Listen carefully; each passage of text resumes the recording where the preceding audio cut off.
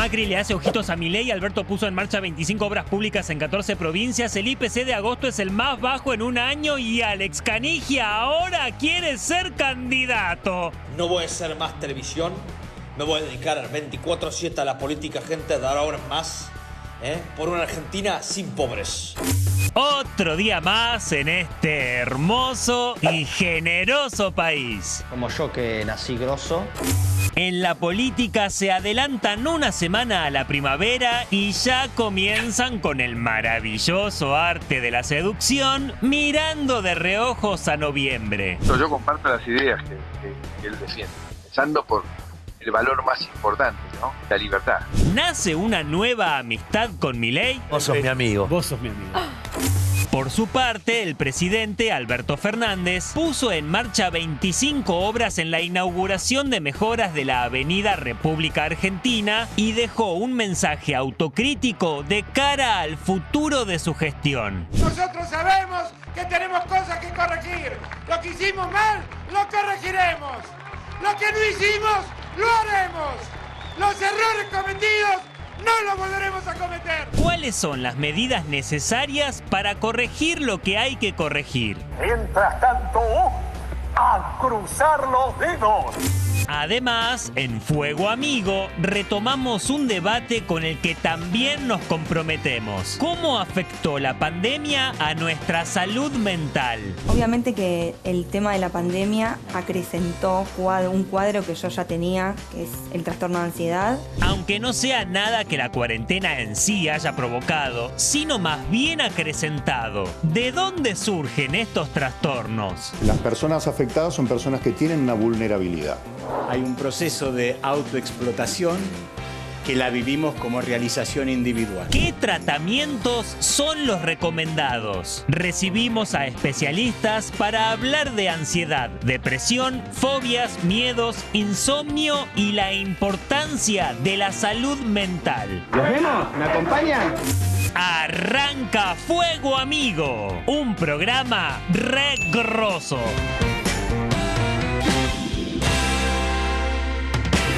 Está re barato. Siempre. Está re barato. Pero hablame en castellano. No, yo no te puedo explicar todo. ¿Vos querés ser candidato también? Vos estás cringe. Siempre. No sé qué Aprendo decís, algunas Analia. palabras, Y que le quedó un poquito sobreactuado. ¿No? Pues, El cringe. Opa, fuego El amigo. cringe, ¿no? Y empezamos. Fuego, amigo, yo les explico. Acá Analia están está tirando cringe fuego, también, fuego. Sí. ¿Todo bien, Caruso? ¿Cómo Todo muy estás? bien. ¿Contento vos? Estoy muy bien. ¿Sí? Bien. Te extrañamos Con ayer, mucha ¿eh? energía. Yo también los extraño Te mucho. extrañaron los técnicos también. ¿Lo quieren aplaudir Sí, un poquito? apláudalo. ¿Viste, Pablito?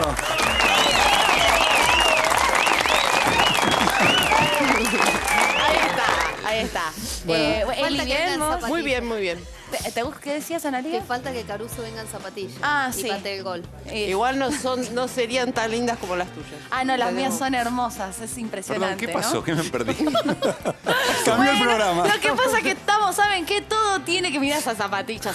Todo tiene que ver con todo, porque hoy vamos a hablar, obviamente, de política. Este es un programa de política, pero dentro de la política hay algo que nos importa y que no estuvo en la campaña, y lo hablamos con uno de nuestros invitados, que es el tema de la salud mental y también el lugar del otro, la empatía, teniendo en cuenta que estamos todos un poco rotos, sobre todo después de la pandemia, ¿en qué lugar quedó la salud mental en la agenda pública? Y para eso tenemos invitados. Sí, por supuesto. Me da la sensación que se corrió un poquito de escena la pandemia en el tramo final de la campaña. Hubo cruces, pero no centrado en la pandemia y menos en la salud mental, que asomo nosotros lo tratamos en alguna oportunidad en este programa, pero después me parece que terminó perdido en las discusiones políticas de todos los candidatos. Sí, y bueno, queremos abordarlo con 3 especialistas que tenemos de primer nivel que paso a presentar. Tenemos a Miguel Ángel Forte, que es profesor de Sociología de la Facultad de Ciencias Sociales de la UBA. Bienvenido nuevamente a Fuego Amigo. Un gusto, un placer estar de nuevo. Tenemos a Mariel Mosiulski, que es psicóloga de la UBA y CEO fundadora de Trend City. Mariela, ¿eh? Mariela, perdón, Mariela. le pregunté y me dijo Mariela y dije Mariela. ¿Todo bien? Y tenemos a Ricardo Corral, que es médico psiquiatra, presidente de la Asociación Argentina de Psiquiatría. 3 invitados de lujo para tratar de pensar un poco cómo podemos abordar estos temas porque además estamos todos un poco Sí, rotos. mucha gente con padecimientos psiquiátricos, producto de lo que fue la cuarentena, me imagino las tensiones, la situación económica. Hay muchas razones, ¿no?, que han llevado a esta situación. Pero podemos preguntarle a ellos directamente, ¿no? Sí. Vamos a arrancar, no sé quién, voy a arrancar por el doctor primero. Voy a arrancar por el doctor porque, a ver, yo tengo entendido que hay 1 de cada 3 personas que sufren problemas o han sufrido en el marco de esta pandemia problemas de salud mental de distintos tipos, ¿no? Depresión, ansiedad, insomnio. ¿Estos son los cuadros de situación que ustedes vieron, sobre todo en este último año y medio? Sí, primero tendríamos que aclarar que no todas las personas que tienen algún padecimiento psíquico tienen una enfermedad mental. Bien. Primer punto, ¿no?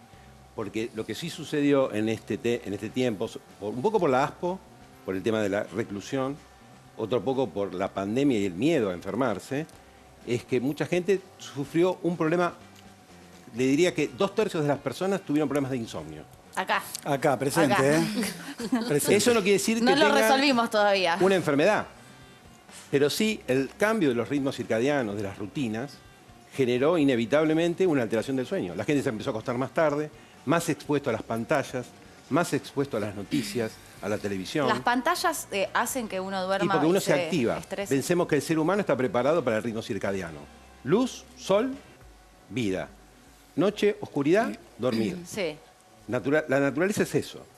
Nosotros alteramos el ritmo con la modernidad, con la luz, pero la pandemia fue tremendo, porque no había horarios, la gente no salía, y eso generó un cambio abrupto en todas las circunstancias. ¿Cuáles fueron los cuadros más comunes que vieron? Y lo más en el común transcurso de fue esta el pandemia? insomnio y la ansiedad, producto de eso. Y de la mano de eso, porque la salud es algo integral, no es salud mental solamente. La salud es un todo, el aumento de peso. La gente empezó a comer mal, empezó a comer mucho. Menos actividad física, me y imagino mucho también, ¿no? menos actividad física. Y se vio mucho en los chicos. Nuestra población infantil son todos delgaditos los chicos.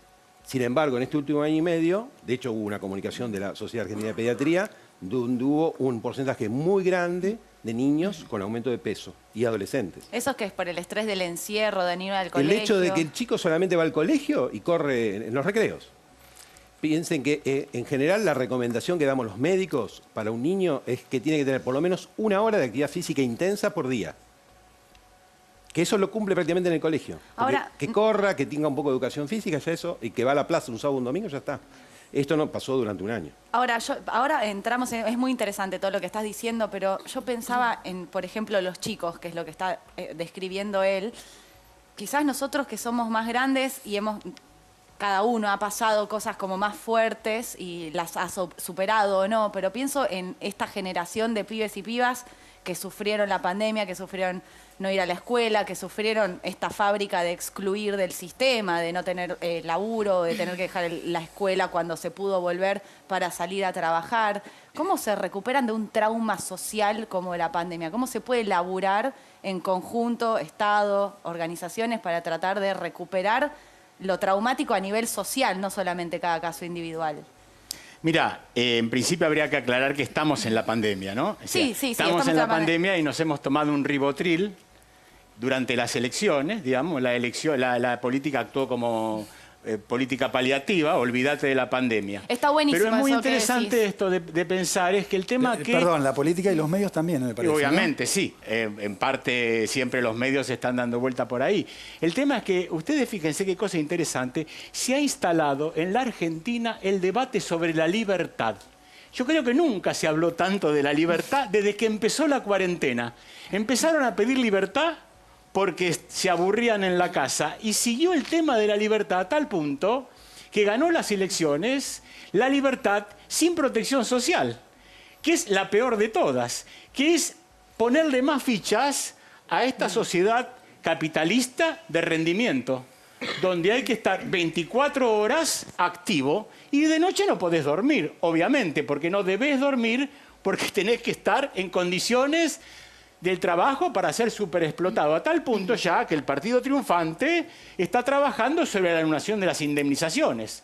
Claro, los pibes de hoy, que ni saben qué es una indemnización, votan por la libertad para tener trabajo y no van a tener trabajo, porque si no se organiza el sistema capitalista, un sistema que necesita excluir permanentemente y que necesita para sobrevivir, se lo dijo Chomsky, aniquilar poblaciones enteras, La única forma de salir de este lío en lo que nos ha metido el capital es con cooperación y de la cooperación la posibilidad de supervivencia.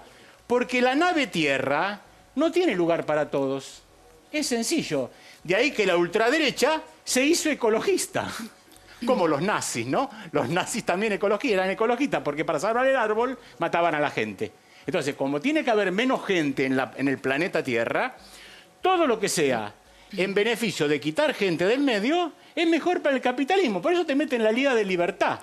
Y la Revolución Francesa, yo tengo un libro, ya de por sí lo voy a publicitar, mi libro, Modernidad, Tiempo, Forma y Sentido, donde hablo de todas estas cuestiones para que la gente que quiera saber mi pensamiento, en dónde me apoyo, en todas las tradiciones teóricas. Por nada los franceses decían libertad, igualdad y fraternidad. Es decir, la libertad, como es la que ganó las elecciones y que la gente apostó a eso, porque la gente viene apostando a esto desde que empezó a molestar para que salgamos de la cuarentena y seguimos en la misma manija, bueno, es una libertad sin igualdad y sin fraternidad. Es una libertad, de términos teóricos, hobbesiana, ¿no? Un estado de naturaleza de guerra de todos contra todos, supervivencia del más apto, ¿no? A la manera darwinista. Esta es la sociedad en la que vivimos, esta es la sociedad que trae patologías como esta, en la que yo no puedo meterme porque no es mi ramo. Pero sí puedo decir en qué tipo de sociedad vivimos. Bueno, quiero sumarla a Mariela, porque sé que estuviste trabajando y hay un informe, un trabajo que desarrollaste donde me parece que además se asienta un poquito la preocupación de la gente que seguramente no colabora, ¿no?, a la salud mental, que tiene que ver con la expectativa post-pandemia, ¿no? Me parece que hay algunas conclusiones que a mí me parece que son preocupantes en el sentido de que la gente no ve un futuro mejor, sino peor. ¿Qué dice la encuesta? Sí. Nosotros realizamos una encuesta con distintas olas cada 4 meses y en las últimas olas lo que estuvimos viendo son olas de 1000 casos a nivel nacional. Lo que estuvimos viendo es que crece en los niveles de preocupación, de ansiedad y de tristeza. Sobre todo en los más jóvenes, tristeza, preocupación por el futuro. Esto en relación a lo que tiene que ver con la salud mental. Y en las principales preocupaciones crece la preocupación por el desempleo y por el poder mantener la economía familiar.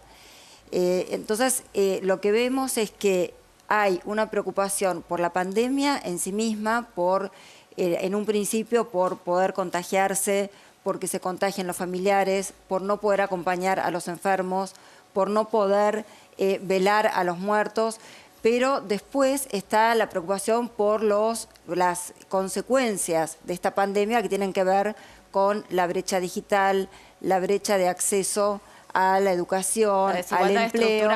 Y lo que veíamos, que es lo que vos traías, es que 8 de cada 10 cree que el futuro post-pandemia va a ser peor, que vamos a vivir peor que antes. Es terrible. Esto también lo viene midiendo el Observatorio de la Deuda Social de la UCA con respecto a la pobreza y la infantilización de la pobreza, y miden también el estado de ánimo de los pibes y de las pibas en el país, porque es algo que nadie está leyendo, pero más allá de los jóvenes, que claramente es el futuro y el presente, te quería preguntar por la franja de los adultos mayores, que también me imagino que deben tener un resultado para leer en términos de salud mental, porque fueron los que tuvieron que estar más encerrados por la cuarentena, por la pandemia.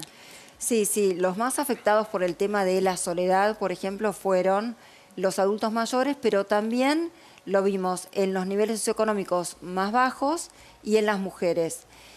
Sobre todo los más afectados por el desempleo, también acá se visibilizaron otras brechas que también anidan en los hogares, por ejemplo, la brecha de género. Vimos que 4 de cada 10 mujeres analizaron la necesidad, tal vez, de dejar de trabajar o trabajar menos, tener que dedicarse a las tareas del hogar, y los sectores que tienen el empleo más informal son los que más afectados estuvieron también por estas preocupaciones que, aunque no se hayan contagiado o aunque no hayan perdido a un familiar cercano, la gran preocupación es por el futuro. La gran preocupación es por cómo van a reinsertarse y cómo van a proyectar el futuro de sus hijos. También muchas preocupaciones por cuáles van a ser las habilidades requeridas en este en este futuro. ¿Figura el ambiente, por ejemplo? ¿El cambio climático entre las Sí, preocupaciones? también crece como preocupación. Hay un porcentaje importante que va creciendo en cuanto a la responsabilidad que tenemos, o sea, reconocen que tenemos una responsabilidad como seres humanos en el destino planetario y comunitario, pero que de todas maneras el futuro lo ven negativo. Va a ser, lo que decían son porcentajes, por ejemplo, lo que decía recién, 8 de cada 10 que cree que el futuro va a ser peor, pero que sin embargo también esta pandemia nos visibiliza estas inequidades. Entonces vamos a tener mayor conciencia. Hay un artículo del diario La Nación que va un poco en línea con lo que vos estás diciendo, que salió, ahora están los portales en este momento. Dice así, fíjense, mi hija se corta. Por la pandemia aumentaron las consultas psiquiátricas en chicos y preocupan las autolesiones. Anorexia nerviosa y los trastornos obsesivos y de ansiedad como cuadro de situación. Le pregunto al doctor Corral. Es que además hubo otra situación que quiero retomar un segundito lo de ella. El impacto de la pandemia fue muy fuerte en el equipo de salud. Nosotros, desde la Asociación Argentina de Psiquiatras, hicimos un estudio sobre los profesionales de la salud, y particularmente sobre los profesionales de la salud mental, y el impacto fue tremendo en estos temas, insomnio, tristeza y ansiedad, como decía ella. Con respecto al tema de esta franja etaria y de esa nota, yo la leí la nota, está muy claro que una circunstancia que sucedió es que nosotros tenemos que pensar que más de la mitad de la población está bajo la línea de la pobreza. Las capacidades de albergar una familia habitacionales, no todo el mundo tiene, mucha gente en realidad no tiene las posibilidades de vivir más cómodamente. Eso aumentó los índices de violencia intrafamiliar, de abuso y de dificultades de acoso también. Y pregunto si aumentó algo más, que es el uso de antidepresivos. Bueno, ¿Está constatado esto también? Aumentó el consumo de psicofármacos y de alcohol. Y de alcohol también. Y de drogas también, eso lo estudiamos nosotros. Y esto es claro, porque de hecho, fíjense que si hacen un cruzamiento con la cuestión comercial, hubo un gran avance en la venta de vinos y bebidas blancas. Mira. Muy grande. ¿Y entre qué sectores? ¿Por edades o los más jóvenes? No lo tenemos medido eso, pero esto es algo que atraviesa toda la sociedad, desde la gente con menos recursos a la con más recursos. Y el tema de la medicación es otro grave problema, porque hay mucho prejuicio con respecto a la medicación psiquiátrica y pasan dos cosas contradictorias. La gente que teniendo un problema necesita tomar alguna medicación, porque uno se la indica, es como alguien que tiene que tomar un antibiótico y se lo indica, al que quiere tomar el antibiótico por su cuenta, porque se lo indicó el vecino. Que hay una gran parte. Con psicofármacos pasa mucho eso. Cargo de eso, ¿no? No es una solución mágica, es una parte de la solución en todo caso. No es una solución, al revés. La automedicación no debería suceder. No me refiero a la automedicación, sino a la medicación proscrita, digamos, por el propio médico. Claro, eso es una parte del tratamiento. Pero me interesa lo de la automedicación, porque realmente somos muchos los que nos automedicamos. Es un problema. Si podés contarnos los riesgos de automedicarte. Es lo que tenemos que desestimar. Es algo que está. Así como alguien no tiene que tomar un antibiótico porque tiene un poco de fiebre, o no tiene que tomar otro medicamento por su cuenta, tiene que ser indicado por el médico, porque es venta bajo receta, un psicofármaco con más razón. Además, un punto muy importante que acabas de decir, la medicación no es para resolver conflictos, no es para resolver problemas existenciales. Entonces, si uno se siente mal porque perdió su equipo favorito, porque perdió el partido que quiso votar, o porque perdió un ser querido, o porque perdió el trabajo, eso no es medicable. La vida no es medicable. Lo que se debe medicar es la enfermedad, porque la ciencia avanzó mucho, y eso es una de las grandes noticias, de las buenas noticias que tenemos que dar para la comunidad, que es que hay que creer en la ciencia, en la medicina, porque tiene respuestas muchas. Fíjese lo que pasó, una enfermedad nueva, en poco tiempo se pudo lograr inmunizar y se pudo lograr mejorar la eficacia de los tratamientos, porque la mortalidad fue muy grande al principio y mucho menor después. Y bajó la curva. Miguel Ángel, vos querías decir algo. Me encanta lo que acabas de decir, el tema de que los problemas existenciales no tienen medicación, ¿no? Porque yo iba a acotar algo a lo que dijo ella hace un ratito, acerca de la cuestión del futuro. Sí. El futuro es una decisión del presente, no es que el futuro nos está esperando. Pero tenemos mucho margen para elegir, Miguel Ángel, en un país con más de la mitad de los pibes y pibas pobres. Si vos mirás la historia, los futuros son la consecuencia de decisiones que se han tomado en el pasado. O sea, cuando vos ves, como no tenemos toda la historia adelante, hacemos lo que podemos con lo que tenemos a mano. Entonces vos te das cuenta que lo que sucedió en determinados momentos fueron decisiones que se tomaron antes de que eso sucediera. El miedo hoy es al presente, porque el presente es la incertidumbre más pura, más brutal. Porque hay exclusión social, porque no hay trabajo, porque no hay proyectos comunitarios. Entonces cada uno hace el sálvese quien pueda, que es terrorífico si no tenés una familia que te contenga, un trabajo medianamente seguro. Es imposible la supervivencia. Claro, el futuro se proyecta en función de un presente muy hostil. Absolutamente. Quiero preguntarle, ¿están pensando, yo sé que estamos en pandemia y por supuesto, pero ¿están pensando en el regreso a alguna normalidad? Quiero decir, pasamos mucho tiempo en nuestras casas, en contención con nuestras familias y de Quienes repente... pudieron, ¿no? Porque muchos también la pasaron solos. Bueno, está bien, por supuesto, pero quiero decir, y ahora hay que volver a lo que el profesor Forte dice, es un mundo muy hostil, hay que volver al pluritrabajo, hay que volver a acomodarse a rutinas que son muy, pero muy exigentes y además habiendo padecido todo lo que ustedes cuentan. ¿Están pensando el modo en que se está regresando esa presencialidad? Lo que yo disiento contigo, Sí. en que se está regresando a una situación de pandemia como que nos tiran a los leones, digamos, ¿no? Bueno, como que yo nos daría un tiran a la mensaje pandemia. más positivo. Bueno, ahora En el mismo vuelvan. sentido, en el mismo Bueno, sentido. ahora vuelvan. Claro. Eso es lo tremendo del caso. Por eso lo pregunto, con Eso ese es lo tremendo del fundamento. caso, porque estamos totalmente recluidos en nuestra decisión individual sobre la pandemia. Pero, perdón, nos están tirando... Yo quiero dar un mensaje más positivo en lo siguiente. Por primera vez en nuestro país, todos los funcionarios, todos los partidos políticos tienen a la salud en la agenda. Y no es para declamar, sino para hacer acciones concretas. Número uno. Número dos, la comunidad se dio cuenta de eso y fundamentalmente a través de la educación. Eso es lo que nos va a salvar. Y creo que la gente se da cuenta de eso y ustedes, los comunicadores, son los que tienen que dar el mensaje. A ver, doctor, tengo una duda. ¿Qué quiere decir que lo tienen en la agenda todos los políticos de todos los partidos? Todo el mundo, todos los partidos estuvieron hablando sobre el tema de la salud. Por eso, pero hablando no del sistema de salud. Pero no del es sistema un de salud. momento de oportunidad Es para una oportunidad lo que exigirle. estás diciendo. Bueno, por eso digo. De todas Que maneras. nos preguntemos a los políticos nosotros. Está en la discusión o está en la agenda, Estos en todo programas caso, se han porque repetido. están sucediendo cosas y hay que hablar de esto porque suceden cosas, ¿no? Hay una cantidad enorme de muertos, hay una pandemia, hubo una No, cuarentena. pero perdón, en la agenda Entonces, se discute, Diego, la gestión. No se está discutiendo el sistema de salud, que es lo que se debería discutir. No, yo siento, digamos, que esté en la agenda. A mí me parece que se habla, y una cosa es que se hable y otra cosa Pero es que el esté en la doctor agenda. Ricardo lo que está diciendo es que tenemos nosotros que estamos poniendo. aprovechar la oportunidad para Por eso, preguntar. espacio. No, yo lo que digo, usted dijo... a La ver si me agenda equivoco. la hacemos nosotros. Usted dijo que está en la agenda de los políticos, de todos los políticos, de todos los partidos. Yo disiento en eso. Yo creo que no está en la agenda de todos los partidos. Que todos hablan. Termina la pandemia y yo no sé si aparece en la agenda. Sí, hablan desde Quiero el decir, eslogan, ¿no? a ver, lo bajo al llano. Tenemos muchos médicos protestando por la situación de salud, por el sistema de salud, por los salarios, por la infraestructura. A mí me da la sensación que no hay respuesta para eso. De hecho, Infectólogos pidiendo que los al principio reconozcan. iba a haber un bono, al principio iba a haber un bono, supuestamente, para tratar de respaldar la acción en medio de una pandemia que se demoró, que no era suficiente. A mí me da la sensación que viene lento eso, y no tengo tan claro que esté en la agenda. Pero yo lo que veo con claridad, que nunca pasó antes, yo me recibí en el año 1983, nunca se habló como ahora del tema salud. Ni nunca se puso sobre Eso es ribetes cierto. esta El cuestión. tema es cómo se habla, qué se habla En y todos los quién programas se habla. habla.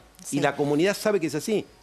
Entonces, yo por eso digo, es un momento distinto de la historia, al menos que yo he vivido, donde se habla mucho tiempo, durante muchos programas, durante más de un año, sobre el tema salud.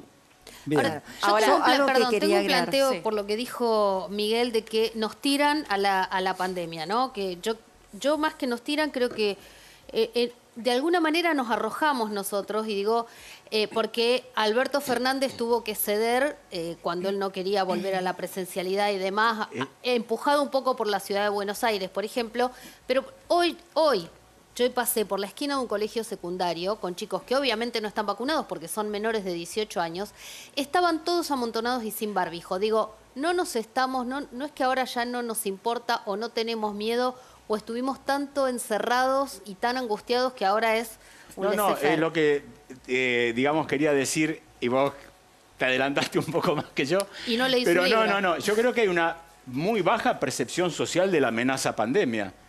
Hay una baja percepción social de lo que estamos viviendo. Porque a veces necesitamos negar. Por eso que los políticos les es antipático plantear la pandemia a las personas. Por eso que en realidad, cuando el partido gobernante empezó a aflojar, es porque el PRO le estaba marcando la agenda. Y terminó yendo a la cola del PRO.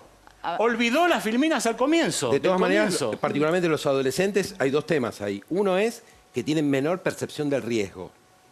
Eso pasa con todo. Por eso también tienen más accidentes los chicos. Eso es número uno. Y número dos, claramente hay una fatiga. Entonces, los chicos no se encontraban durante más de un año. No tuvieron clases, claro. Sí, bueno, eso nosotros lo medimos, pudimos medir y los porcentajes que van creciendo justamente son de cansancio, de desgano y la necesidad de certidumbres, de certezas. Entonces, la posibilidad de pensar en lo que se llama a veces una nueva normalidad o un regreso, de alguna manera entusiasma, pero yo creo que no se puede pensar en normalidad o de una vuelta a lo que pasó. Porque esta crisis sanitaria se cruza por primera vez con esta revolución digital, con este desarrollo de la tecnología, nos encuentra en este momento de globalización donde vimos todas las noticias, donde vimos los muertos apilados, donde todo eso generó tanta angustia y donde van cambiando también las fuentes de riqueza, las habilidades requeridas, las formas de trabajo, las formas de educación, todas las industrias y todos los trabajos se empiezan a reorganizar y a repensarse, incluso la urbanización, los hogares, lo que decíamos recién de las brechas, el acceso a la educación, a la vivienda, al trabajo. Entonces, ¿cuál sería la normalidad? Antes de la pandemia, antes de Internet, antes de... Ahora, todo esto que vos estás diciendo claramente nos angustia a la mayoría. No solamente la Argentina, todo el mundo te angustia vivir en la incertidumbre y hacerte cargo de la incertidumbre. Las pestes son puntos de inflexión en la historia, ¿no? Claro, bueno, las pestes modifican. No es Argentina, el ser humano tiene una gran capacidad adaptativa. Sí. Eso sí. Entonces, no es la peor crisis de la historia de la humanidad. Esta pandemia, en otro momento, hubiera matado 1/3 de la población del mundo. Entonces, pensemos que, si bien la envergadura de una muerte es tremenda para el que la padeció, la realidad es que la humanidad logró adaptarse a través del conocimiento y en el futuro... Pero es traumático, por lo menos yo que nací en democracia es lo más traumático que viví hasta ahora. Por completar la frase del doctor, cada sociedad tiene la peste que se merece, ¿no? Porque esta peste tiene una capacidad de circulación tan fuerte como la información. Bueno, fíjate hay que destacar si el trabajo... fuese una sociedad que se manejara por las cartas, estaríamos todos muertos. Hay que destacar el trabajo de la ciencia, sin dudas. Sí. Quiero hablar de otra peste, que tiene que ver un poquito con el tema de salud mental. ¿Cuánto nos influye esto en el insomnio? Muchísimo. Por eso es la recomendación que damos. Cuando viene un paciente a consultarme una hora antes, por el tema del insomnio, lo primero que hacemos es no dar la pastillita. Apagarlo una hora antes. Sino higiene del sueño. A ver, ¿cómo es eso? Higiene del sueño es... ¿Cuáles son los tips? Por ejemplo, a esta hora la mayoría deberían estar durmiendo. No, pero tiene razón el doctor. Después de Fuego Amigo. De los míos. Doctor, después de Fuego Amigo. Después de Fuego Amigo. Sí, es tarde, ya tiene razón, doctor. Después, no ver tanto tiempo la televisión. Después ni de ver las Fuego noticias. ¿Cuánto es tanto Elegir tiempo? un programa, Fuego Amigo, nada más, por día. ¿Cuánto es tiempo? 1 hora por día. Y después el tema de esto, el problema es que se usa para trabajar. Y ahí tiene que ver un poco también con la esclavitud del trabajo. ¿Y cómo hacemos? Y hay Porque que poner tenés todo ahí, tiempo. familia, amigos, trabajo, tenés todo ahí. Vamos a decir una cosita. Esto no es un teléfono, ¿no? Es un teléfono, es el despertador, es todo. El despertador también, claro. Es muy difícil, ¿no? Es la forma de pago. Si ustedes se acuerdan, ustedes son mucho más jóvenes. Cuando sale el BlackBerry era eso. No tanto. Era la piedra que lo sujetaba al esclavo. Y en realidad los que usaban BlackBerry era la gente que estaba esclavizada con el trabajo. Exactamente. En realidad, nadie más. Hoy se popularizó. El smartphone es el BlackBerry. Y volviendo a lo que vos decís de qué haces con los pacientes, ¿qué le recomiendan a una persona que sufre insomnio, que somos casi todos? Higiene del sueño es eso. Sí. Es alimentarse bien, sí, hacer ejercicio. Absolutamente. Tratar de no consumir alcohol ni café. ¿Alcohol no? Alcohol lo menos posible. La gente cree que el alcohol Cata empieza te ayuda a dormir. Cata, no es un tratamiento personal. La copa de vino, algunos dicen que te ayuda. Una copa de vino puede ser, una copa, así. Una copita así puede ser, con la cena. No, pero es importante. Hay gente que cree que el alcohol favorece el sueño y en realidad altera la arquitectura del sueño. Pero, doctor, ¿y el home office? Digo, más el aparatito, ¿es lo peor que hay o no? Conviene que la gente salga, o al menos si tiene que hacer home office, tiene que tener sus rutinas de actividad física. Claro. El sedentarismo es otra clave en la ansiedad, en la depresión y en el insomnio. Está bien lo que dice, porque yo decía esto, ¿no? Me parece que algo que altera la rutina es esto, porque esto nos tiene conectados las 24 horas. O sea, la rutina es para todo. No en la mesita de luz. Estamos haciendo catarsis de los periodistas. Hay que apagarlo. Lejos de la mesa de luz. En realidad lo que vos estás diciendo lo dijo Marx hace mucho tiempo. El fetichismo de la mercancía. Nosotros creemos que los objetos son reales y son construcciones los objetos. Pues sí, la culpa tiene el celular. No, la culpa tiene todo el andamiaje que te hace ir a comprar el celular último. Digamos. ¿El sexo ayuda? El fetichismo de la mercancía de Carlos Marx. El sexo es el mejor hipnótico que hay. ¿Ah, sí? ¿Qué quiere decir eso? Fíjate, yo lo estaba aplaudiendo a Caruso un otra vez. estallido de neurotransmisores, por decirlo de alguna manera simple, y favorece el sueño. Relaja. O sea, el sexo justo antes de dormirse. Es ideal. Es lo que recomiendo. Deberíamos cerrar acá, ¿no? Tratamiento. Deberíamos cerrar acá. No, está muy bien, está buenísimo eso, porque a veces nos olvidamos, ¿viste? Empezás a hacer tu automedicación de cómo dormir. Yo creía que del sexo. No. Ok. Yo tengo otra pregunta por el lado optimista para salir de este entuerto. También no hay un lado positivo del encierro, el que tiene una familia o el que tiene una buena familia y que no sufre violencia intrafamiliar, todo eso.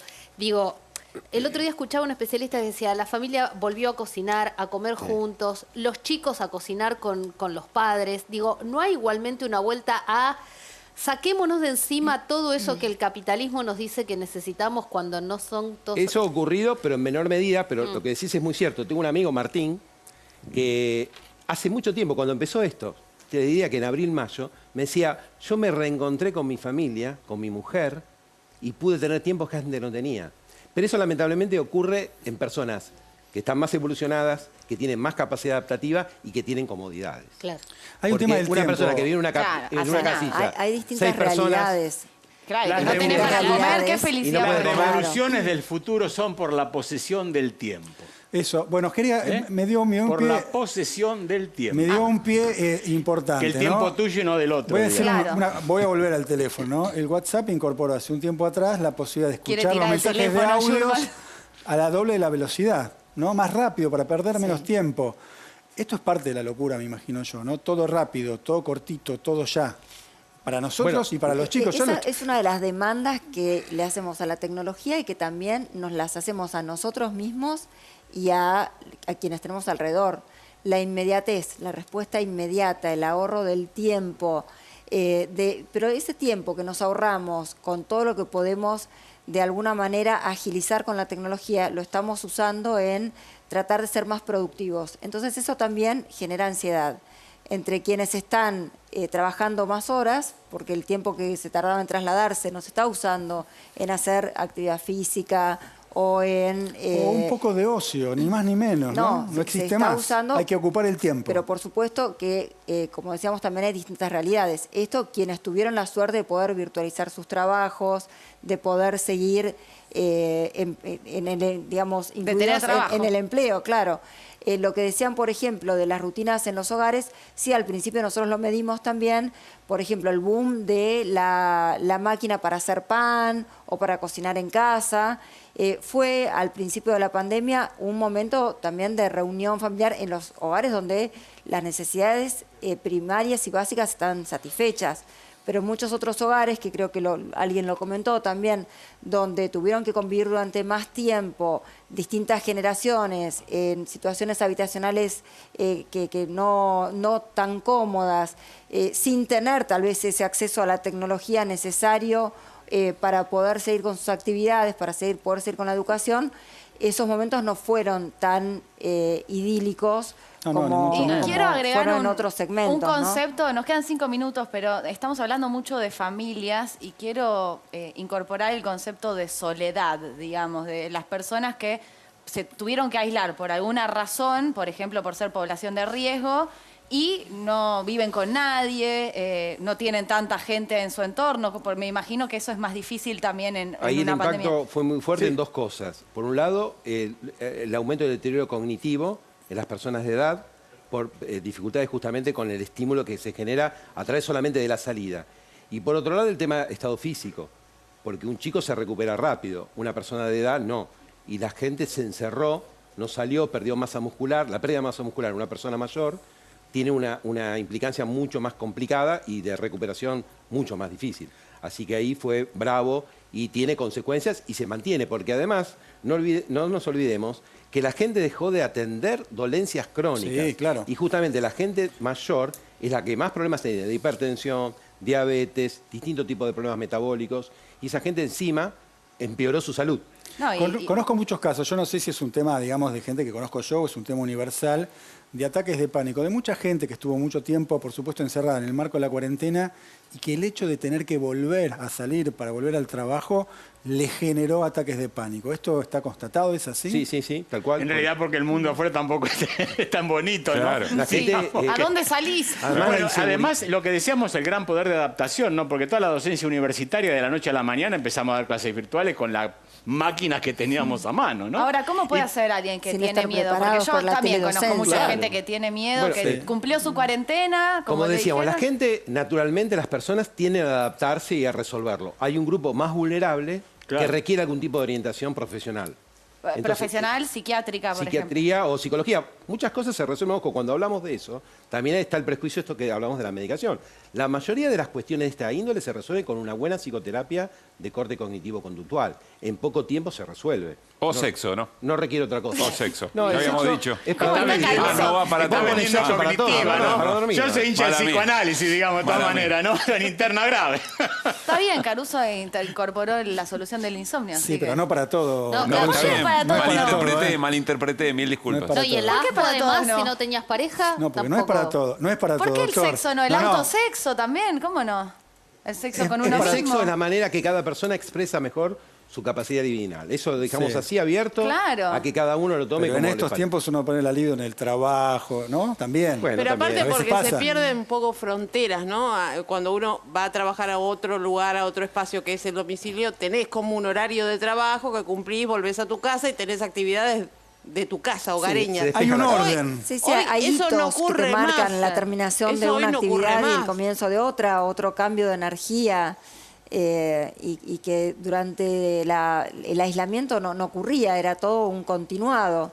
Entonces, tener de repente la energía disponible para, bueno, ahora voy a ir a hacer actividad. No necesariamente era tan fácil, no solamente disponer del tiempo, sino de la energía necesaria para Pero organizarse. es lo que dijo el doctor, ¿no? El otra. tema de organizarse, ¿no? De tener una rutina, que eso me parece que también ayuda y colabora. Es un buen tip.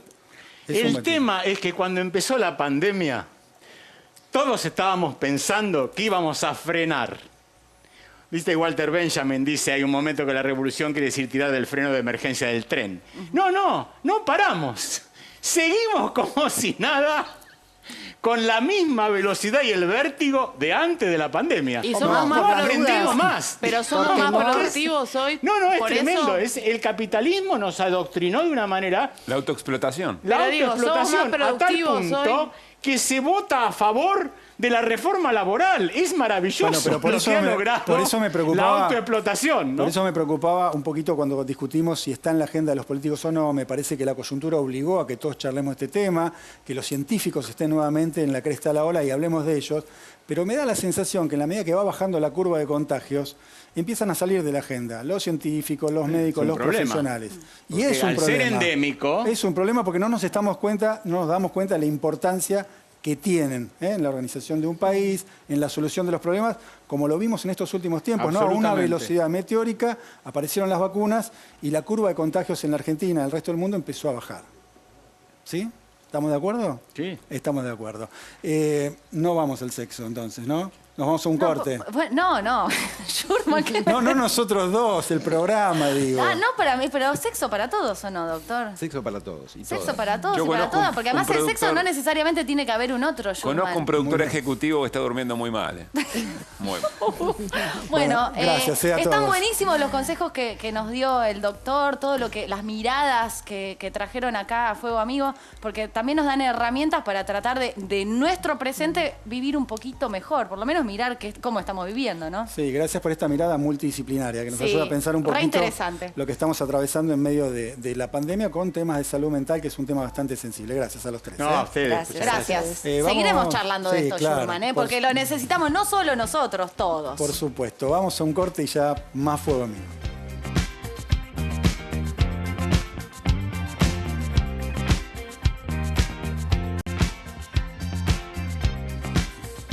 Bien, no vamos a hablar de sexo, vamos a hablar de la confraternidad entre Mauricio Macri, o en todo caso el PRO, con lo que fue uno de los fenómenos de la jornada electoral del fin de semana, que es Javier Milei. Escuchen bien lo que dice Mauricio Macri. A ver. Yo comparto las ideas que él defiende. Sí, sí. Yo comparto las ideas que él defiende. La verdad que son las ideas que yo siempre traté de traer a la política, ¿no? Empezando por el valor más importante, ¿no? La libertad de elegir, la libertad de ser, la libertad para educarse, no me adoctrinen, que me respeten, no me adoctrinen, que me respeten. Si hay un problema, confíen en mi responsabilidad y no que con un dedito me digan a encerrarse durante meses a costa de destruir mi salud psicológica, física, económica. ¿Qué onda ese acercamiento? Porque por otro lado Milei a las palomas de Juntos por el Cambio dice, no sé, dijo Larreta zurdo. Claro, lo que pasa es que Mauricio Macri es halcón y es el libertario original. Digamos, lo que está diciendo yo soy liberal. Antes de que Milei estalle en los medios, yo vine con el liberalismo. Fui el primer liberal. Fui un presidente liberal. A ver, ¿puedo traducir? Macri está diciendo...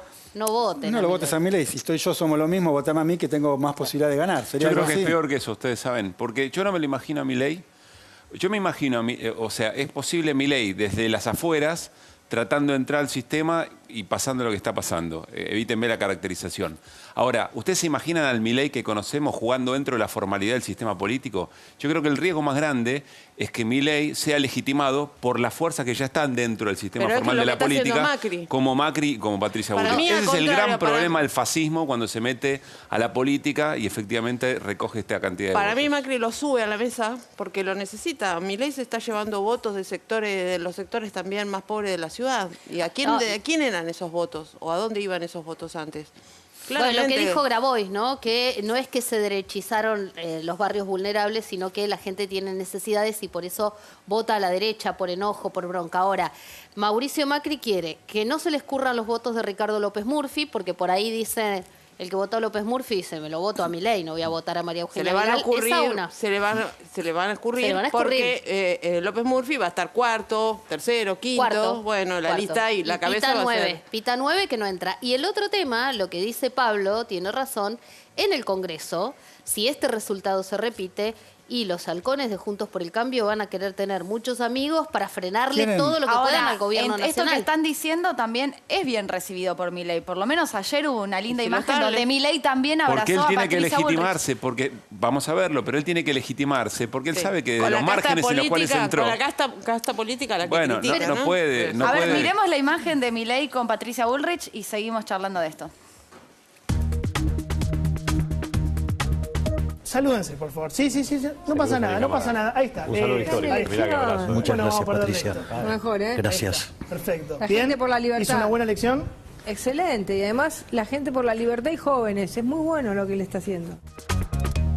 Yo les hago esta pregunta. ¿Quién hizo campaña con la antipolítica, diciendo yo no soy parte de la política? Milei. Entre y otros. antes... Bueno, pero Juntos por el Cambio Patricia Bullrich. Y mucho antes... Todos juntos por Mauricio el PRO. Macri. Yo creo, sinceramente se los digo, yo creo que es parte de una estrategia, no creo que sea antisistema Milei, creo que es un discurso y cuando entra al Congreso va a ser parte del sistema y va a colaborar con un espacio político más cercano al centro derecha o a la derecha, que es lo que él termina expresando. A mí me parece que es parte de la estrategia. Pero no pasemos, porque si no estamos nosotros mismos estamos legitimando algo.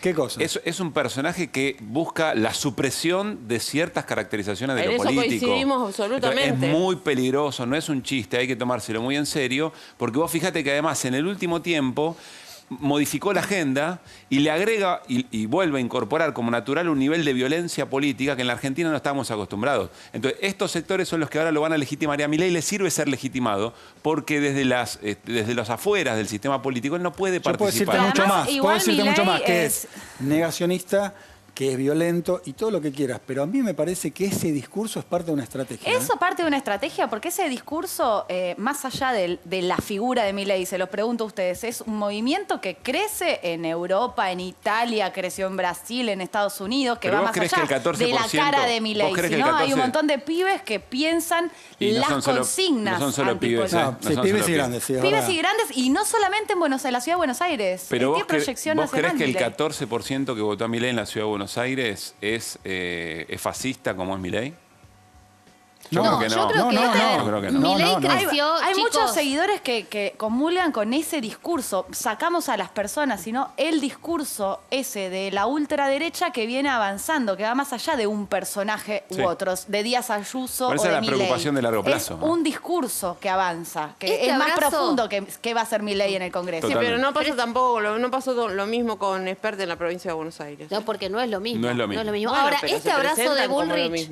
Este abrazo de Bullrich no es nuevo. En los banderazos en contra del gobierno nacional, los dos crecieron políticamente y hubo también otras fotos de abrazos entre los dos, o de Patricia Bullrich con otras figuras jóvenes que tienen más o menos el mismo perfil, que atacan en las redes, que son misóginos. Digo, no es que Patricia Bullrich lo abraza hoy porque él viene empoderado con los votos. Claro. Esto viene de antes. Bueno, el gobierno es una mala elección, ¿no? Y está tratando de revertirlo. Se empiezan a escuchar los primeros discursos de Alberto Fernández, que de alguna manera nos muestra, asoma un poquito lo que se viene con este sentido o la voluntad del gobierno de cambiar lo que ha sucedido este fin de semana. ¿Pero qué decía Alberto Fernández?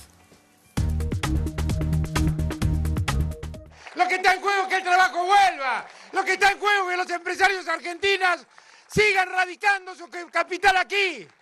Eso es lo que está en juego. Y en noviembre, por favor, no interrumpamos la marcha que empezamos. Nosotros sabemos que tenemos cosas que corregir. Lo que hicimos mal, lo corregiremos. Lo que no hicimos, lo haremos.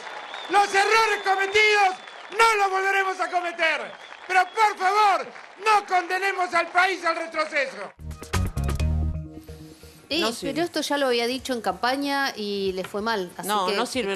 No sirve. Yo no sería tan categórico. Me parece que las elecciones son complejas, hay multicausalidad. Tendría un poco más de cuidado respecto de ciertas categorizaciones. Lo que sí planteo, ¿en qué sentido, con preocupación, es que cuidado que por ahí un par de medidas pueden llegar a aparecer como eso sí, pero no el tipo de discurso y la forma en que pronuncia este discurso. Los gritos de eso no sirve. No sé, hoy no sirve. Veremos. Lo que digo es, lo que se le reclama al gobierno, y me parece que acá hay una pregunta sobre la dinámica de construcción política del Frente de Todos, son medidas que vayan para cambiar la matriz económica de la Argentina, no para paliar alguna situación concreta. Pero vos decís que el gobierno está mirando en cómo cambiar la situación argentina. A ver, la sociedad le pide una reacción al gobierno, al presidente. No es esta, no es la de los gritos de hoy, claramente, ¿no? Pero es de medidas. Lo mismo que ya el dijo. gobierno está condicionado también por la situación económica que enfrenta el país. No vivimos, no